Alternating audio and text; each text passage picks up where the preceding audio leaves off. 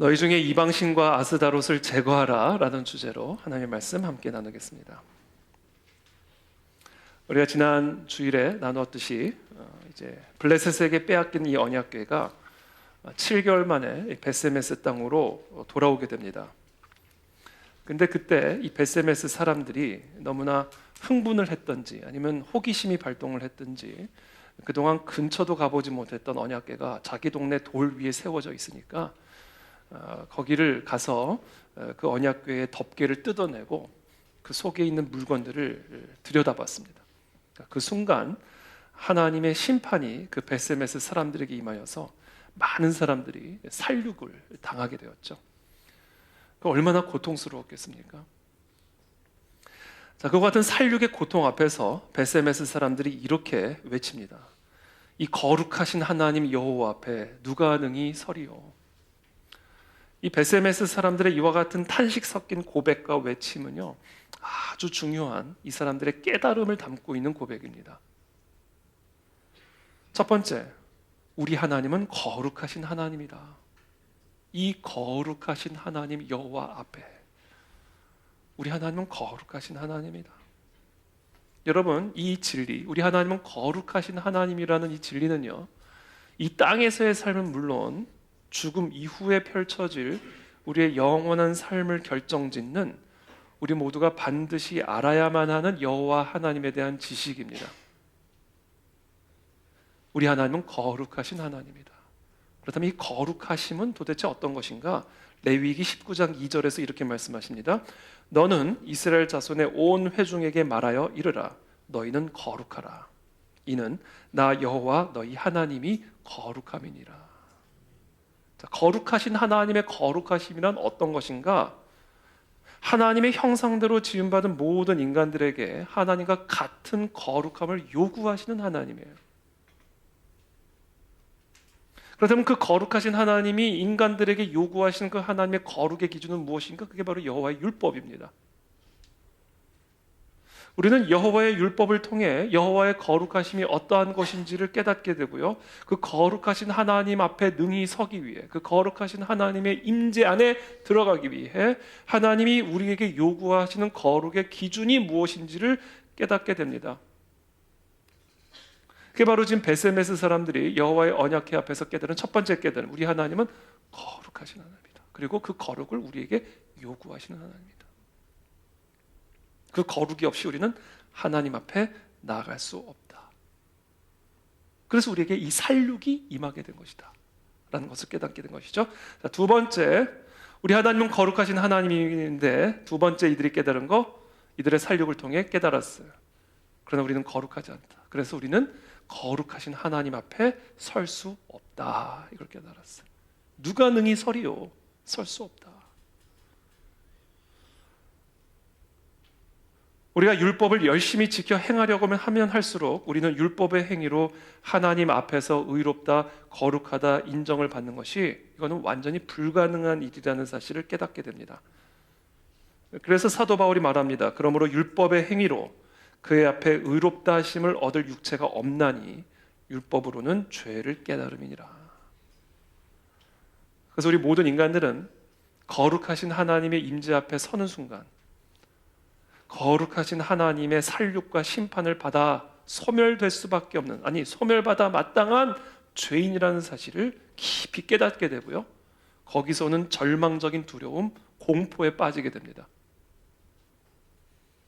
마지막으로 세 번째, 이 베세메스 사람들이 깨달은 게 있어요.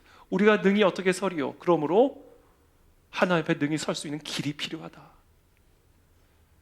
거룩하지 않은 우리가 거룩하신 하나님 앞에 서도 망하지 않고 그분의 임재 안에서 하나님의 나라를 누릴 수 있는 길이 필요하다. 이 하나님의 무서운 살육의 심판으로부터 구원을 받을 수 있는 길이 우리 모두에겐 절대적으로 필요하다라는 사실을 이 베세메스 사람들이 그들의 고통 속에서 아주 절실하게 깨닫게 된 거예요.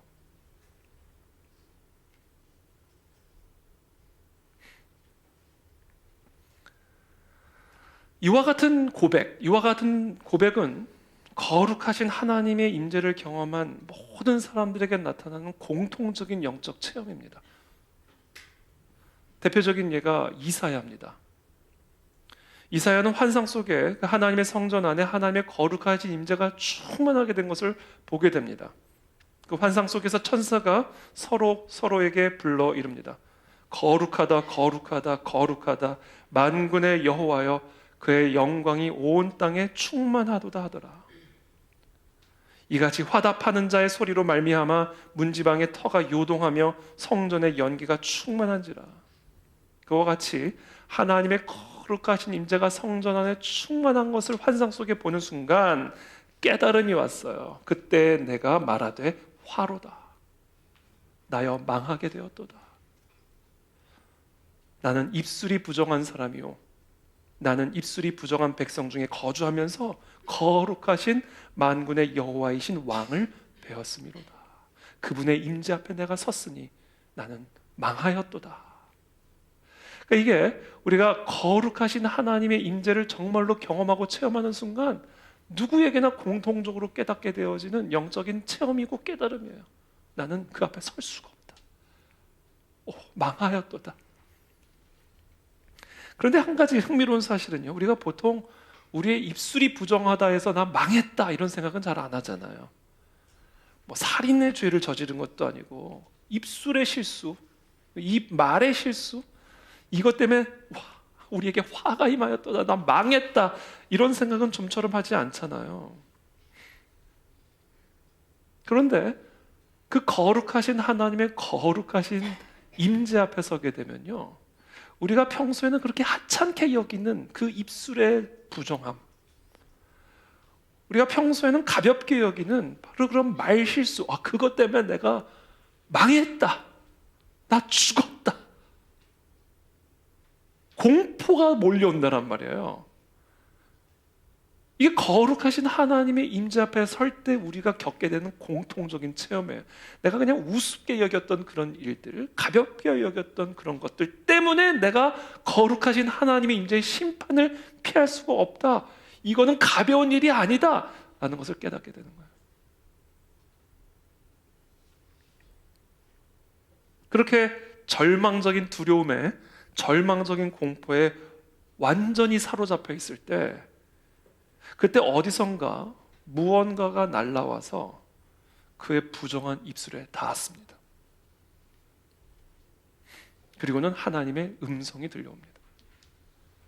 그때 그 스랍 중에 하나가, 스랍이란 천사죠, 스랍 중에 하나가 부젓가락으로 제단에서 지은 바 핀 숯을 손에 가지고 내게로 날아와서 그것을 내 입술에 대며 이르되 보라, 이것이 네 입에 닿았으니 네 악이 제하여졌고 네 죄가 사하여졌느니라 하더라. 여러분, 지금 이게 복음이에요. 이사야는 하나님의 그 거룩하신 임재 앞에서 자신의 거룩하지 않음을, 부정함을 보게 되었고, 그 부정함 때문에 자신에게 화가 임할 수밖에 없음을, 그 거룩하신 하나님의 불이 나를 심판할 수밖에 없음을 아주 절실하게 깨닫고 절망적인 공포에 덜덜덜 떨고 있었단 말이에요. 근데 그 순간 무언가가 날라왔어요.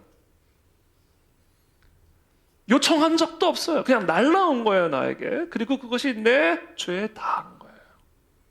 그리고 그 순간 그 죄가, 악이 깨끗이 제하여졌다라는 선포가 들려옵니다.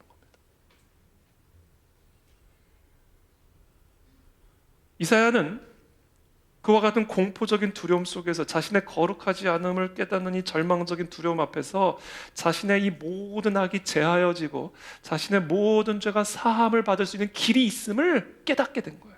길이 있구나.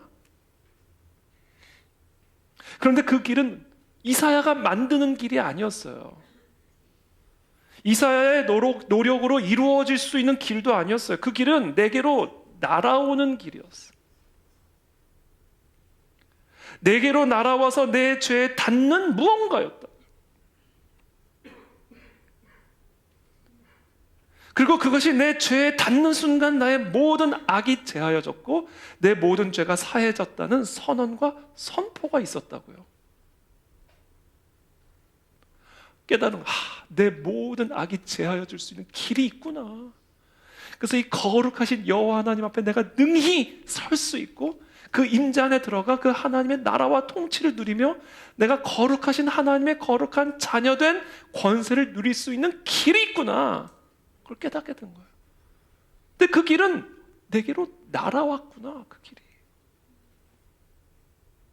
복음입니다. 사도 바울은 이 복음, 죄송합니다. 이 이사야는 이 복음을 환상 속에서 봤어요.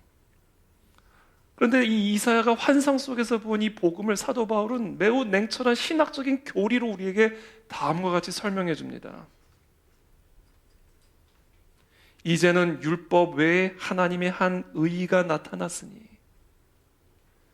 율법과 선지자들에게 증거를 받은 것이라. 율법 외에 하나님의 한 의의가 우리에게 날라왔다. 그 얘기예요.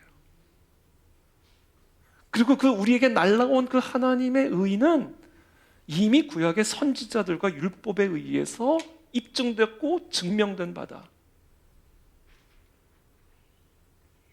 우리에게 날라온 그 하나님의 의의가 뭐냐? 우리에게 날라온 그 제단에 핀 숯이 뭐냐? 곧 예수 그리스도를 믿음으로 말미암아 모든 믿는 자에게 미치는 하나님의 의인이 차별이 없느니라. 우리에게 날라온 그 하나님의 의의가 뭐예요? 바로 예수 그리스도의 십자가 대속의 제사란 말이에요. 우리가 그것을 요구한 적도 없어요. 우리가 그것을 알고 있지도 않았어요. 그냥 그것이 일방적으로 날라왔어요. 그리고 그것이 내 죄에 닿은 거예요. 근데 우리에게 날라온 이 하나님의 의의가 내 죄에 닿게 하는 이게 뭐예요? 믿음이라는 거예요.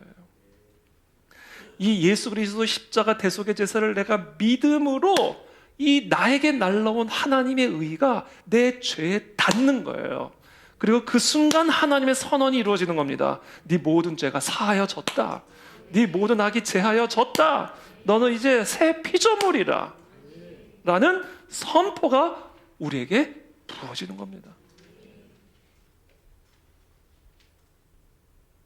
그래서 우리는 이와 같은 십자가 대속의 제사를 우리에게 날라온 이 십자가 하나님의 은혜로 말미암아 능히 하나님의 임재 앞에 설 수 있는 하나님의 자녀된 권세를 얻게 된 거예요.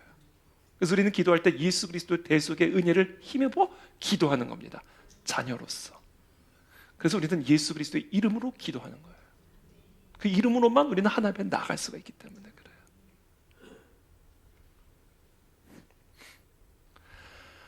베세메스 사람들은 자신들에게 임한 이 살육의 고통을 통해서 그들의 하나님에 대해 다음에 세 가지를 배웠습니다. 첫째, 여호와 하나님은 거룩하신 하나님이다.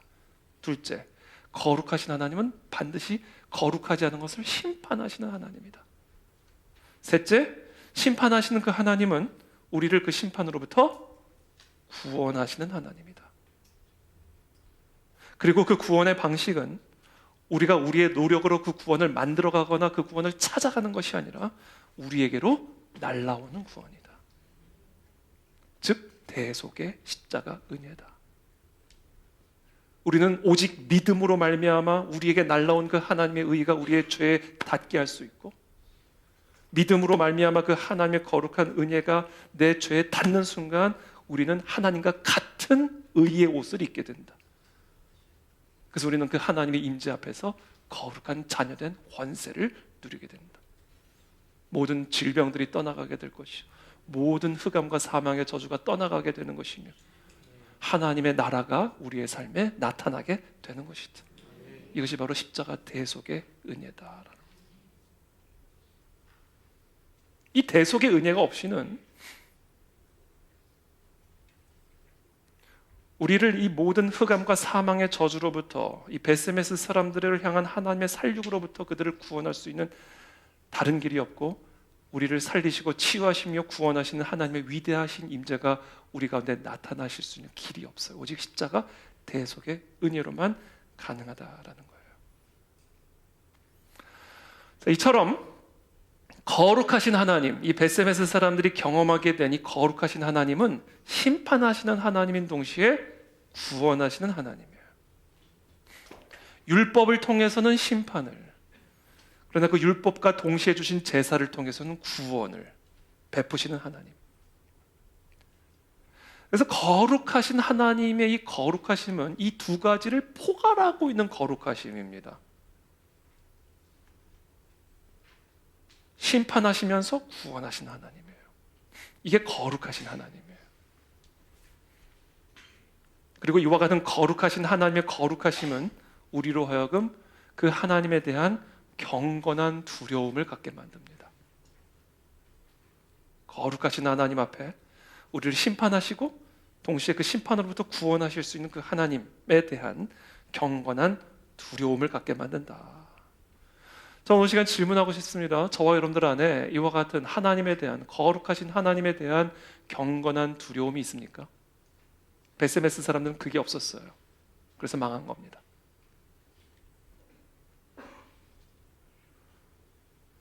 거룩하신 하나님을 심판하는 하나님으로만 생각하게 되면 하나님의 거룩하심은 우리에게 공포스러운 두려움, 절망적인 두려움만을 안겨줄 거예요. 반대로 거룩하신 하나님을 심판으로부터 구원하시는 사랑과 은혜의 하나님으로만 생각하게 되면 우리는 그 하나님의 거룩하신 은혜를 싸구려 은혜로 전락시켜서 우리들의 죄를 하찮게 여기게 되는 것은 물론이거니와 하나님의 거룩하심조차도 하찮게 여기는 그런 베세메스 신드롬에 빠져서 반드시 베세메스 사람들이 당한 살육을 당하게 됩니다. 그렇기 때문에 우리는 이 거룩하신 하나님에 대한 균형 잡힌 정확한 이해를 통하여 다시금 우리의 심령 중심에 거룩하신 하나님에 대한 경건한 두려움의 불이 지펴지게 해야 돼요. 이게 우리 안에서 살아나야 됩니다. 그래야 우리의 예배가 진짜 예배가 되고 우리의 기도가 진짜 하나님의 보좌에 상달되는 향기로운 제물이 될 수가 있는 겁니다. 저는 이 시간 축복합니다. 우리의 심령에 이 거룩하신 하나님을 향한 경건한 두려움이 회복될지어다.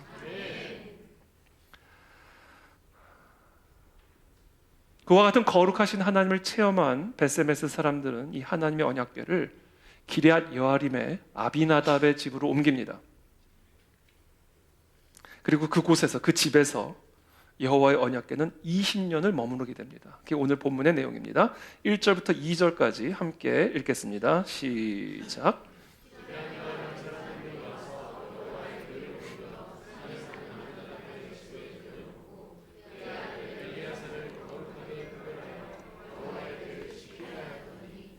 그가 기럇 여아림에 들어간 오래 있은지라 이스라엘 온 족속이 여호와를 사모하니라.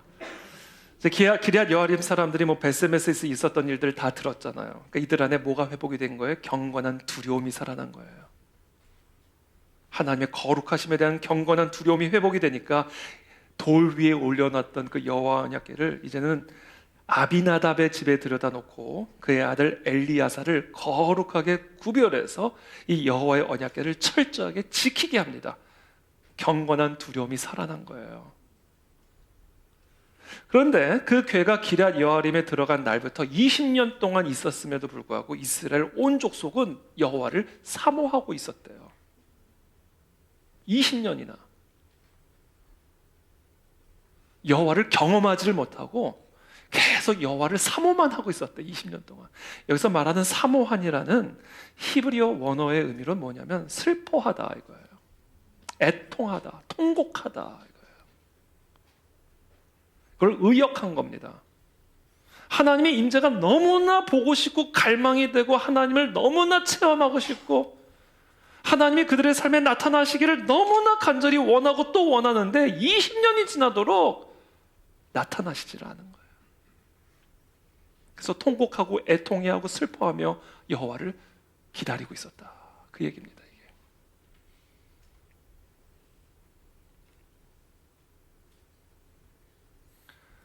지금 이 이스라엘 백성들이 얼마나 힘든 상황 가운데 있습니까? 엘리 제사장은 몰락해가지고 리더십 사라졌죠. 그 틈을 타서 블레셋은 끊임없이 공격해 들어와서 나라 영토들을 계속해서 빼앗아가죠. 그런 가운데 여호와의 언약궤는 돌아와서 기럇 여아림에 들어갔지만 20년이 지나도록 사방에 우겨쌈을 당하고 있는 그런 고통 속에서 하나님의 구원의 임재가 나타나지를 않는 거예요. 그렇게 하나님의 임재를 간섭하심을 기다리고 또 기다리며 애통하고 있었다라는 사실을 기록하고 있는 것이죠. 자, 그렇다면 오늘 제가 여러분들과 나누고자 하는 주제입니다. 자, 하나님의 언약궤가 그들 가운데 들어왔음에도 불구하고 도대체 그 거룩하신 하나님의 임재하심이, 그 거룩하신 하나님의 가시적인 나타나심이, 그 하나님의 능력이, 위대하심이 그들 삶 가운데 나타나지 않았던 그 이유가 도대체 무엇이었을까? 도대체 그들의 삶 가운데 이 하나님의 위대하신 임재가 나타나기 위해서 그들에게 부족했던 것 또는 필요했던 것이 무엇일까? 그것을 오늘 사무엘이 이스라엘 백성들에게 설교하고 있는 거예요. 그리고 그것이 오늘 하나님께서 이 사무엘의 입술을 통해서 우리에게 하고 계시는 말씀입니다. 3절 말씀 함께 읽겠습니다. 시작.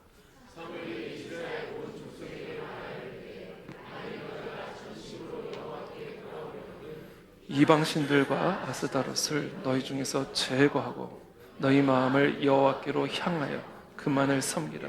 그리하면 너희를 블레셋 사람의 손에서 건져내시리라. 지금 사무엘이 지금 이스라엘 백성들에게 그 이유를 말해주죠. 너희가 신앙생활을 20년을 하고 40년을 하고 60년을 하고 아니 80년을 하고 평생 너희가 여호와의 언약궤 주변에서 교회 안에서 말씀을 듣고 신앙생활을 하고 기도생활을 해왔음에도 불구하고 이 하나님의 놀라운 위대하신 임재가 너희들의 삶에 나타나지 않는 이유가 무엇이라고 생각하느냐? 20년, 40년 평생을 신앙생활을 해왔는데도 그 하나님의 거룩하신 위대한 능력이 우리의 문제에 닿지 않는 이유가 뭐라고 생각하느냐?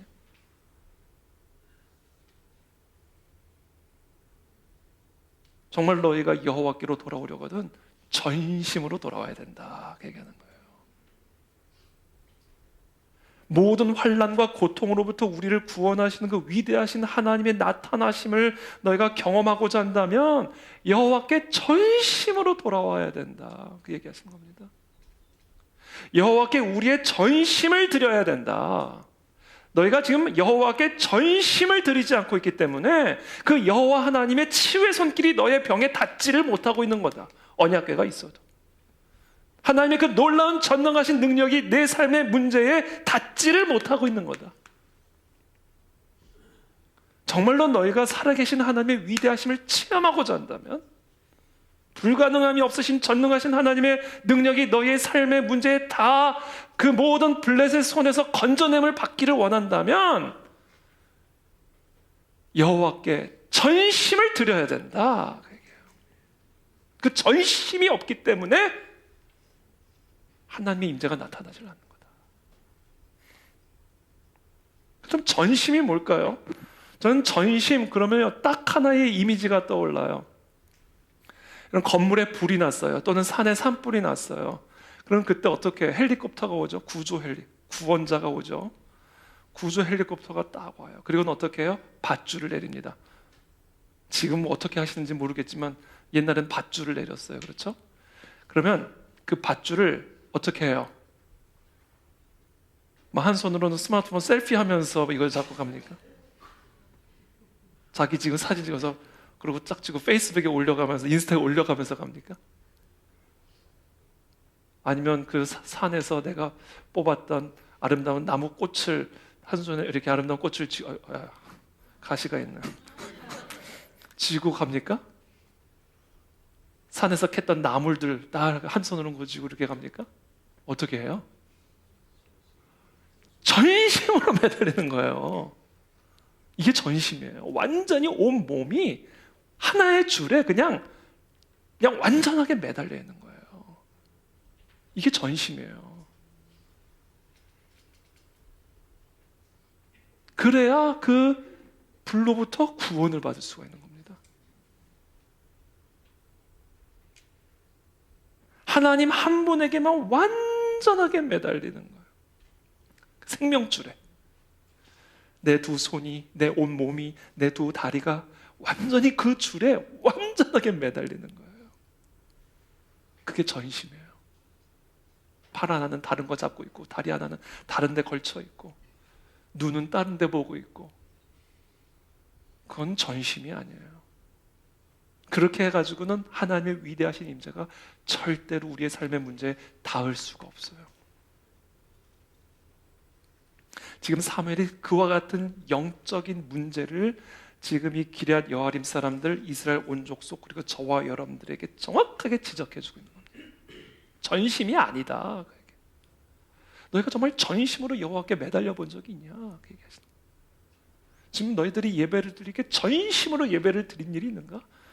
그 전심이 없기 때문에 하나님의 위대하신 임재가 이 공간 안에 나타날 수가 없다. 그 얘기를 하시는 거예요.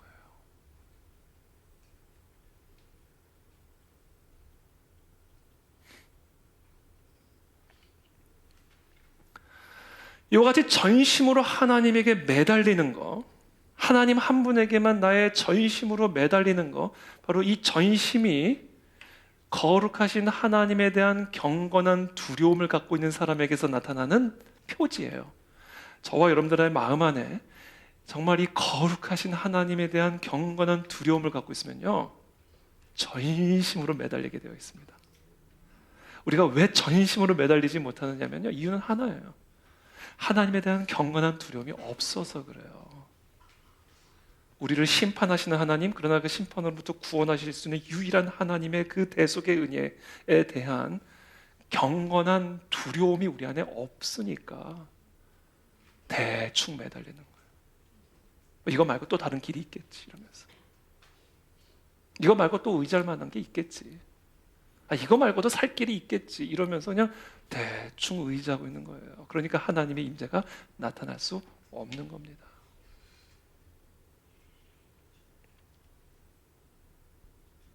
자, 그렇다면 우리가 우리의 전심을 다하여 여호와께 매달리기 위해서, 우리의 전심을 여호와께 드리기 위해서 우리는 어떻게 해야 할까요? 오늘 사무엘이 명령합니다. 너희 가운데서 이방신들과 아스다롯을 제거하라. 완벽하게 제거하라 얘기하십니다. 그렇다면 우리가 제거해야 할 이방신들과 아스다롯의 정체는 무엇일까요? 그 정체를 알기 전에 먼저 우리가 한번 스스로 생각해 보시죠. 사람들이 하나님만을 전심으로 의지하지 못하고 자꾸 하나님 외에 다른 무언가를 의지하고 있는 이유를 한번 잘 생각해 보세요. 그 이유는 하나입니다. 우리가 하나님의 위대하심을 제대로 모르기 때문에 그래요. 그래서 그 하나님을 제대로 두려워하지 않는 거예요. 모든 게 하나님의 뜻에 달려 있는데, 모든 것이 여호와 하나님으로 말미암는 것인데, 그 하나님에 대한, 그 하나님의 위대하심에 대한 올바른 지식이 없는 거예요. 그래서 그 하나님을 올바르게 두려워하지 않는 겁니다. 그래서 하나님 외에 다른 것들을 자꾸 의지하는 거예요. 하나님을 제대로 알아보세요. 왜 하나님 외에 다른 것들을 의지하겠습니까? 왜 우리의 마음이 분산되겠습니까? 하나님을 제대로 알아보세요. 왜 우리가 전심으로 그분에게만 매달리지 않겠어요? 왜 우리가 불필요하게 쓸데없이 다른 것들 의지하고 다른 것 바라보고 있겠냐고요. 그러니까 우리가 하나님 외에 다른 이방신들과 아스다롯을 자꾸 세워두는 이유는 우리가 이 여호와 하나님의 위대하심을, 이분의 거룩하심을 우리가 제대로 알지 못하고 있기 때문에 그런 거예요. 그래서 우리한테 그분에 대한 경건한 두려움이 없으니까 하나님 외에 다른 것들을 자꾸 바라보고 의지하는 거란 말이에요. 우리가 이 하나님의 위대하심을 제대로 모르고, 그래서 그 하나님에 대한 경건한 두려움이 없을 때 우리 안에서 어떤 현상들이 일어나는지 아세요? 하나님을 인간의 수준으로 자꾸 봐요. 하나님의 위대하심을 그냥 내 수준으로 자꾸 제한합니다. 그래서 내가 할 수 없으니까 하나님도 할 수 없을 거라 생각해요. 의사가 할 수 없으니까 하나님도 할 수 없을 거라 생각해요. 세상의 권력자가 해결할 수 없으니까 하나님도 해결할 수 없을 거라 생각해요. 전능하신 위대하신 창조주 하나님을 인간의 수준으로 제한하는 생각을 갖게 된다고요.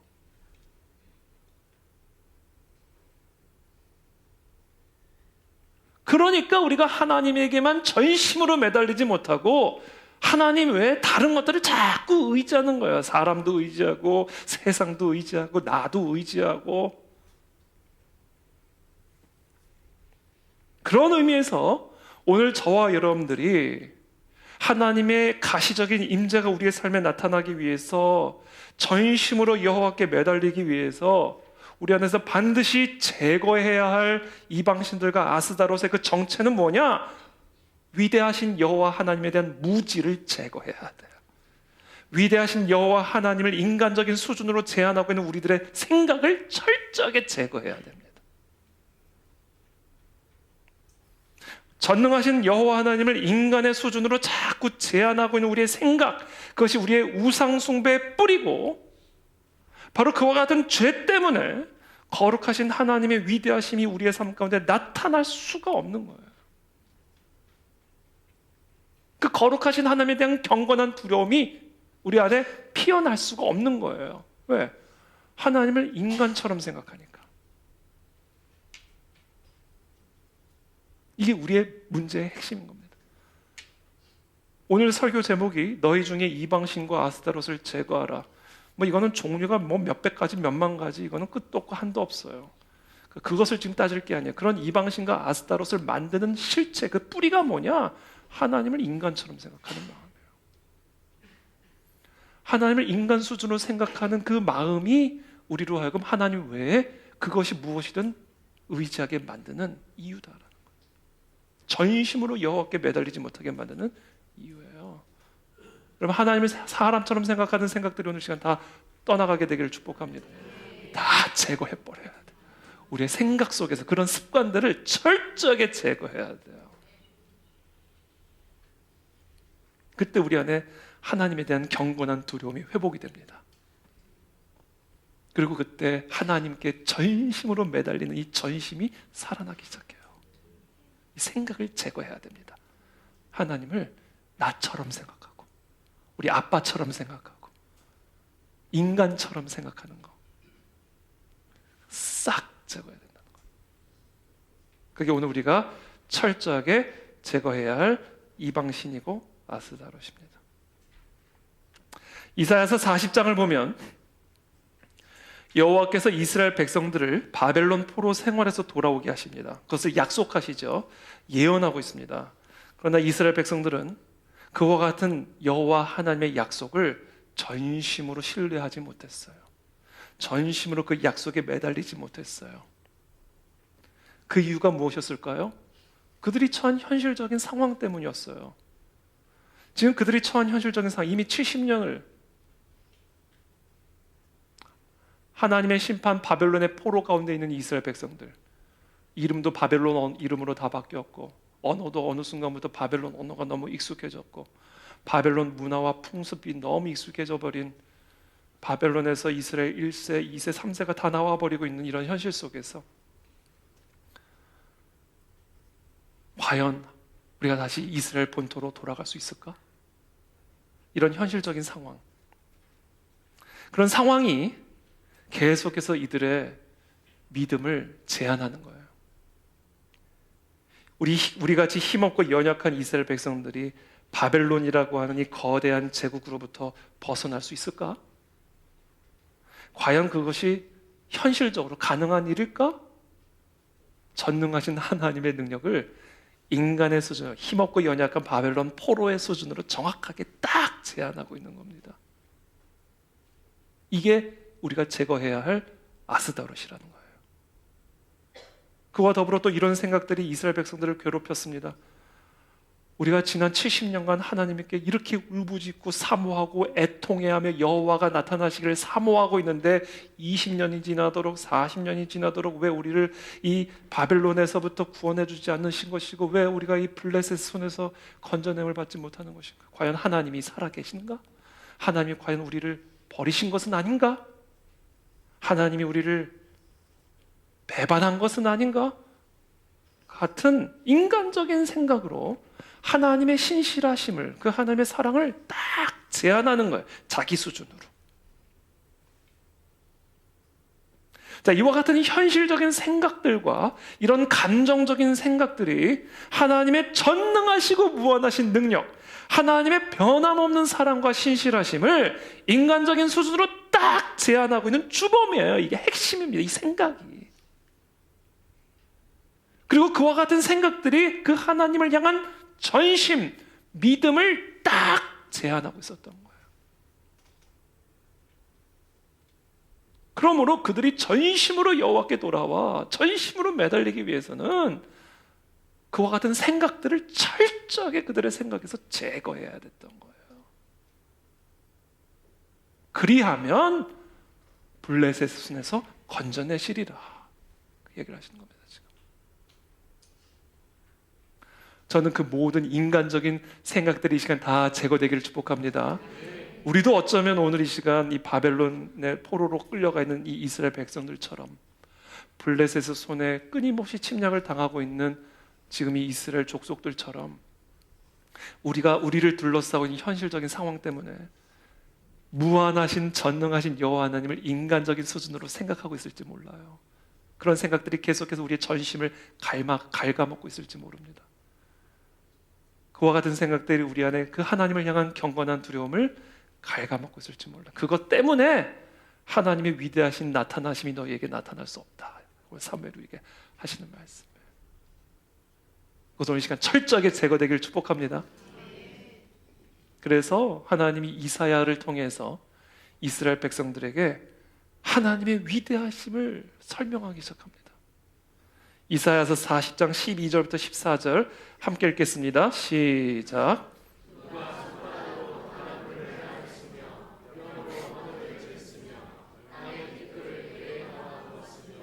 접시 저울로 산들을, 막대 저울로 언덕들을 달아보았으리. 누가 여호와의 영을 지도하였으며 그의 모사가 되어 그를 가르쳤으랴. 그가 누구와 더불어 의논하셨으며 누가 그를 교훈하였으며 그에게 정의의 길로 가르쳤으며 지식을 가르쳤으며 통달의 도를 보여줘. 도대체 누가 하나님이 손바닥으로 저 바닷물을 헤아릴 때 도움을 준 일이 있느냐? 도대체 누가 하나님이 천지 만물을 창조하실 때 하나님을 지도한 자가 있느냐? 누가 하나님을 가르쳤느냐? 바다를 저렇게 만들라고. 이 모든 것들은 하나님 혼자 스스로 하신 일들이다. 도대체 누가 그 하나님을 도왔느냐? 우리 하나님은 천지를 지으신 하나님, 천지가 존재하기 전부터 존재하신, 스스로 존재하신 여호와. 이 세상에 존재하는 모든 것들이 하나님으로 말미암았기 때문에 이 세상에 존재하는 모든 것들은 그 하나님을 의존하고 있는, 그래서 모든 것이 그분의 뜻에 달려있는 그 여호와, 그 여호와를 보라, 그 여호와 하나님의 위대하심을 알라. 그리고는 너희의 그 모든 하나님에 대한 인간적인 생각들을 철저하게 제거해라. 틈도 타지 못하게 너희의 생각에서 제거하라. 독버섯처럼 올라오고 올라올 때마다 또 제거하고 또 제거하고 또 제거하여 너희의 마음 안에 있는 하나님을 향한 이 경건한 두려움의 불씨가 꺼지지 않게 하라. 그 하나님을 향한 전심의 믿음이, 매달림이 약화되지 않게 하라. 그래야 블레셋의 손에서 건져내시리라.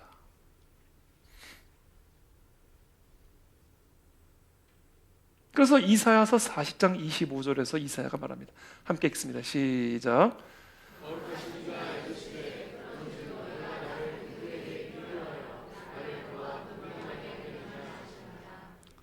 그러니까 거룩하신 이가 말씀하시는 거예요. 그러니까 도대체 너가 지금 누구랑 비교하겠느냐? 생각을 해봐라. 도대체 너는 나를 누구랑 비교하고 있냐? 저 권력자랑 나를 비교하고 있느냐? 너는 나를 너희의 어떤 지도자 같이 생각하느냐? 도대체 너는 나를 누구와 동등하게 여기고 있는 거냐? 하나님이 약간 따지듯이 지금 질문하고 설명하고 계시는 거예요. 그러면서 또다시 하나님께서 27절에서 이렇게 따지듯이 질문하십니다. 함께 읽습니다. 시작.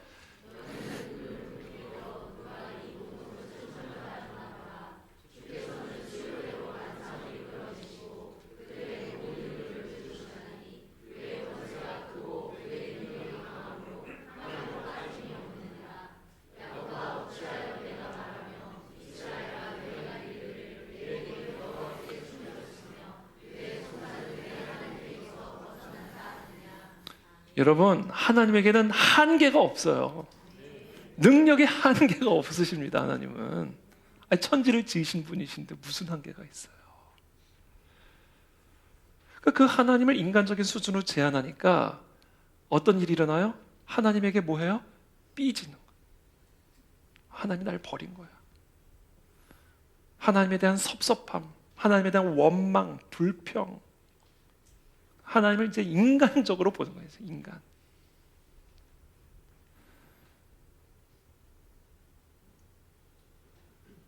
내 송사가 하나님에게서 벗어났다. 왜 그런 말 하냐? 이게 다 인간적으로 하나님의 수준을 지금 제한하고 있는 거예요. 하나님의 능력이 부족해서 이러시는 줄 아느냐? 하나님이 너를 버렸기 때문에 이러시는 줄 아느냐? 왜 그런 생각으로 나 여호와의 신실하심을, 나 여호와의 너희를 향한 변함없는 사랑을 제한하느냐? 그 모든 생각들을 철저하게 제거하라. 그러면서 30절, 31절 이렇게 말씀하십니다. 함께 읽습니다. 시작.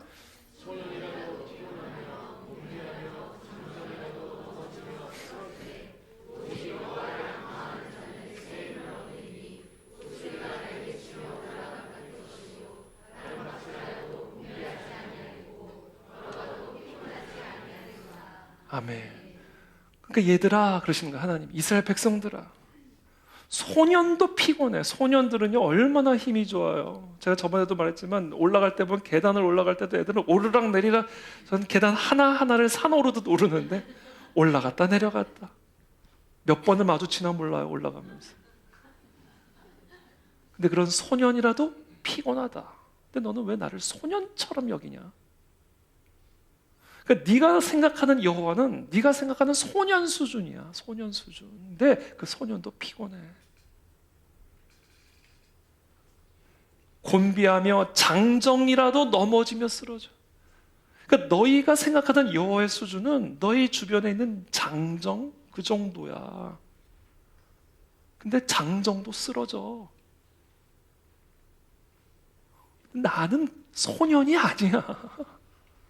나는 장정이 아니야. 그들을 창조한 하나님이고 그들의 생명을 불어넣는 여호와 하나님이야. 그러므로 나를 소년 취급하지 마. 그거는 우상 숭배의 죄야. 네가 나를 장정 수준으로 생각하니까 나 외에 다른 신들을 의지하고 있는 거야. 지금 나에 대한 너의 모든 인간적인 생각, 인간적인 감정들을 완벽하게 생각해서 제거하지 않는 한 나의 영광스러운 임재는 너희들의 삶에 나타날 수가 없는 거야. 그러므로 오직 여호와를 앙망하는 자, 전심으로 여호와 하나님에게 매달리는 자, 우리의 마음과 생각 속에 하나님을 인간적인 수준으로 제한하고 있는 이 모든 생각을 철저하게 제거한 자, 그래서 그 거룩하신 하나님에 대한 경건한 두려움을 가지고 나가는 자는 새 힘을 얻으리니 독수리가 날개 치며 올라가면 같을 것이요 다른 박질하여도 곤비하지 아니하겠고 걸어가도 피곤하지 아니하리로다.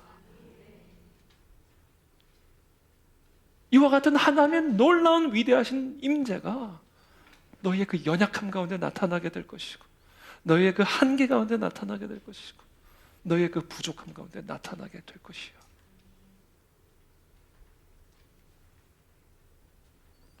사무엘은 지금 이스라엘 백성들에게 바로 이와 같은 회개를 촉구하고 있는 거예요. 그리고 이와 같은 회개를 지금 저와 여러분들에게 촉구하고 있는 겁니다. 20년 예배를 드리면 뭐 하냐는 거예요. 40년 예배를 드리면 뭐고 20시간 예배를 드리면 뭐 하냐는 거예요. 전심으로 여호와께 매달리지 않는 한, 너희가 나를 소년 수준으로 생각하는 한, 장정 수준으로 생각하는, 저 열방의 귀인들 사사들 수준으로 생각하는 한, 나는 너희들 가운데 나타날 수가 없는 것이다 라는 걸 말씀하시는 겁니다.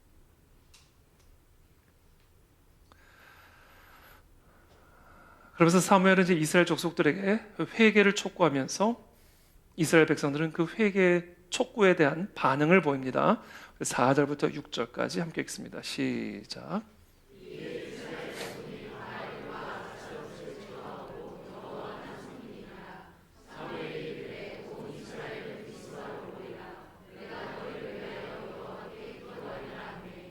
그들이 미스바에 모여 물을 길어 여호와 앞에 그날 종일 금식하고 거기에서 우리가 여호와께 범죄하였나이다. 사무엘이 미스바에서 이스라엘 자손을 다스리니라. 아멘. 우리가 여호와께 범죄하였나이다. 이제 깨달은 거예요. 여호와의 언약궤를 가지고 들어오면 뭐예요? 20년 동안 여호와께서 나타나시기를 사모하면 뭐예요? 전심으로 하나님에게 매달리지 않고 하나님 옆에 아스라 상을 같이 두고 섬기고 있는데, 그 하나님에 대한 경건한 두려움이 없는데, 하나님을 소년 수준으로 생각하는데, 그러니까 이 사무엘의 설교를 들은 이 이스라엘 족속들이 여호와께 범죄하였나이다, 회개하는 거예요. 그러면서 그 회개의 표현으로 뭘 하냐면요, 물을 가져다가 여호와 앞에 부어요. 그러면 물은 가나안 지역에서 너무 귀한 거예요. 광야가 많은 이 가나안 땅, 특별히 농사를 지어야 되는 이 가나안 땅, 그렇게 물이 귀한 가나안 땅에서 그 물을 길어다가요, 여호와 앞에 그냥 다 쏟아 부어버린 거예요. 이게 회개의 표현이에요. 전심을 쏟아 붓습니다. 모든 것이 여호와 하나님에게 달려 있습니다. 우리의 모든 농사, 우리의 모든 풍요, 우리의 모든 생명, 이건 여호와 하나님 한 분에게만 달려 있는 것이 다른 그 어떤 것에 달려 있는 것도 아닙니다. 그러므로 이 물을 하나님께 쏟아 부어 버립니다. 그렇습니다. 물 없이 농사 지을 수 없습니다. 그러나 그 물을 부어 버리겠습니다. 하나님만을 전심으로 매달립니다. 하나님을 인간 수준으로 생각했던 죄를 회개합니다. 그리고는 금식을 해요. 종일 금식. 물만 쏟아 부은 게 아니에요. 양식도 다 쏟아 부어버린 거예요, 하나님 앞에. 그렇습니다. 하나님, 사람이 떡이 없이 살 수 없습니다. 그러나 그 떡을 내가 하나님에 부어버립니다. 쏟아버립니다. 내가 그동안 전심으로 하나님에게 매달리지 못했던 나의 모든 죄를 회개합니다. 하나님을 장정 수준으로 생각했던 나의 이 수준을 용서하여 주시고, 내 모든 삶과 생명이 여호와 하나님 한 분에게만 달려있음을 내가 고백하며 내 먹을 양식을 다 쏟아 버립니다. 이게 회개의 구체적인 표현이었다.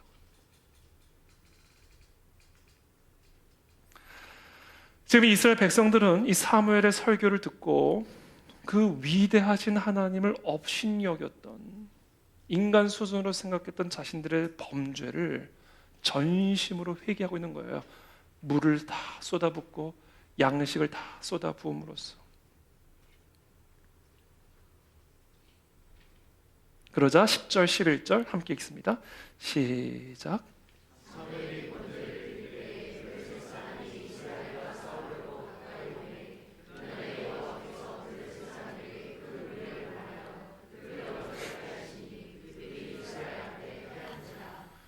사람들이 미스바에서 나가서,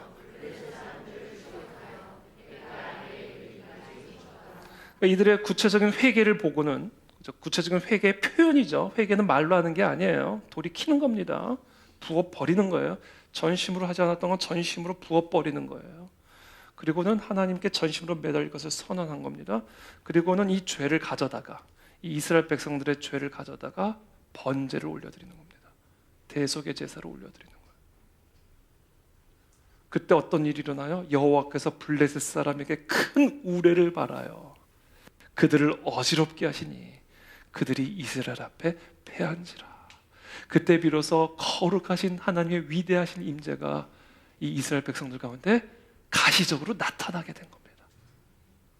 이게 우리의 삶에 일어나게 될 줄을 믿습니다. 그 비결을 오늘 사무엘이 가르쳐주고 있는 겁니다. 전심으로 돌아가라. 전심을 표현하라. 하나님을 인간적인 수준으로 생각했던 것들을 철저하게 제거해라. 너희의 생각에서 제거하라. 그리고 그 여호와 하나님에 대한 경건한 두려움을 회복하라. 그때 비로소 하나님의 놀라운 임재가 이들 가운데 회복이 됩니다. 저는 그것을 기대합니다. 우리의 예배 가운데 그런 하나님의 임재가 나타나게 도와주시옵소서. 우리의 예배가 그와 같은 전심으로 올려드리는 예배가 되게 도와주시고, 하나님의 말씀을 대언하고 선포할 때마다 우리들의 마음과 생각 속에 독버섯처럼 올라오는 하나님을 인간 수준으로 생각하는 이 더러운 생각들이 끊임없이 제거되게 도와주시옵소서. 하나님의 이 놀라운 능력의 손길이 우리의 삶에 나타나게 하여 주옵소서. 블레셋의 손에서 건져냄을 받을지어다. 그런 예배가 이루어지기를 원합니다. 그래서 마지막으로 12절 이렇게 기록을 하고 있습니다. 12절 마지막으로 함께 읽습니다. 시작.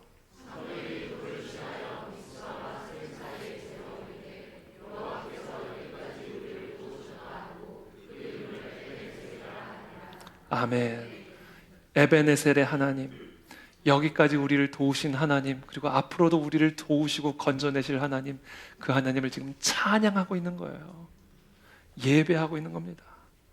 우리를 살리기도 하고 죽이기도 하시고, 우리를 약하게도 하시고 강하게도 하시고, 우리를 낮추기도 하시고 높이기도 하시며, 우리를 구원하기도 하시지만 심판하기도 하시는 그 거룩하신 하나님의 위대하심에 대한 경건한 두려움, 그것을 회복하셨고, 그것으로 인하여 하나님만을 전심으로 매달렸을 때 하나님의 위대하신 임재가 나타나 블레셋의 손에서 그들을 건지신 그 여호와를 찬양하기 시작하는 겁니다. 저는 오늘 우리의 찬양이 그와 같은 찬양이 되기를 축복합니다. 경건한 두려움이 회복될지어다. 우리의 사그라든 믿음이 살아날지어다. 우리의 죽어가는 순종들이 살아나게 될지어다. 우리의 예배의 활기가 살아나게 하여 주시옵소서. 함께 기도하며 나가겠습니다.